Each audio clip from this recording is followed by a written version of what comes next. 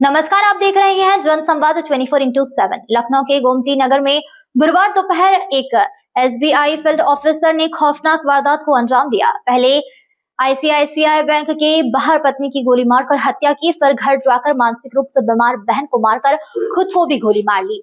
Police को आरोपी का व्हाट्सएप स्टेटस भी मिला, जिसमें उसने पूरे प्लान का जिक्र किया था। यह सनसनीखेज घटना गोमती नगर थाना क्षेत्र में हुई है। आरोपी मानस वाजपेयी एसबीआई की इंजीनियरिंग कॉलेज ब्रांच में फील्ड ऑफिसर था। उनकी पत्नी दिव्या मिश्रा आईसीआईसीआई बैंक में असिस्टेंट मैनेजर, रिलेशनशिप मैनेजर के पद पर पदस्थ थी।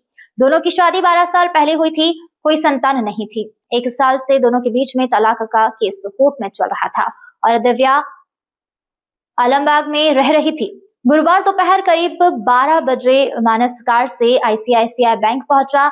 उसने फोन पर दिव्या को बाहर बुलाया। थोड़ी बातचीत के बाद उसने पत्नी को गोली मार दी और वहां से भाग गया। करीब 12:30 पर मानस 2 किलोमीटर दूर अपने घर पहुंचा। प्रत्यक्षदर्शियों के अनुसार वह पसीने में भीगा हुआ था। घर जाकर उसने कमरा बंद किया, टीवी पर तेज आवाज में हनुमान चालीसा लगाई और मानसिक रूप से बीमार बहन शिवा की गोली मारकर हत्या कर दी।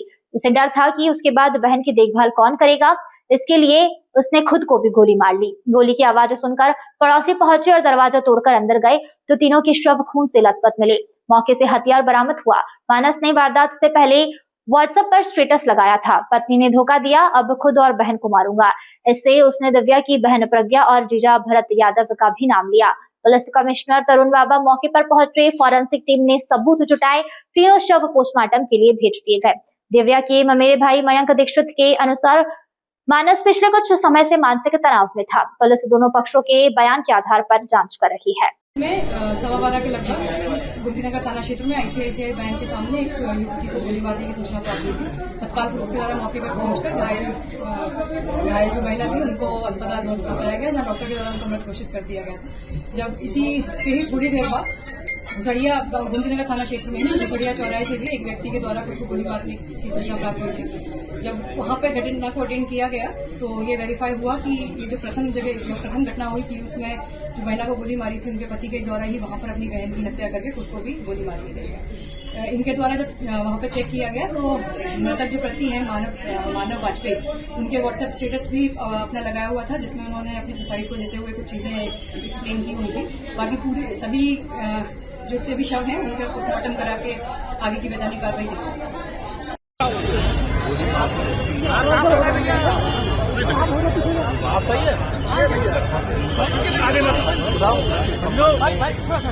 भैया पकड़ ले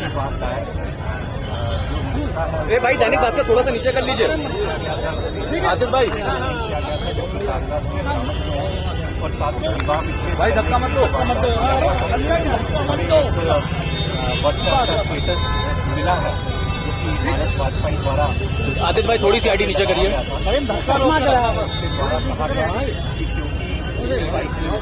किया है इसलिए उसने उसकी हत्या कर दी है। ये घटना कारित करने के कुछ ही मिनट बाद भी मेरे हाथ रखाया गया और उसको ये भी इंगित किया गया कि अब वो अपनी बहन की और स्वयं की भी हत्या कर रहा है।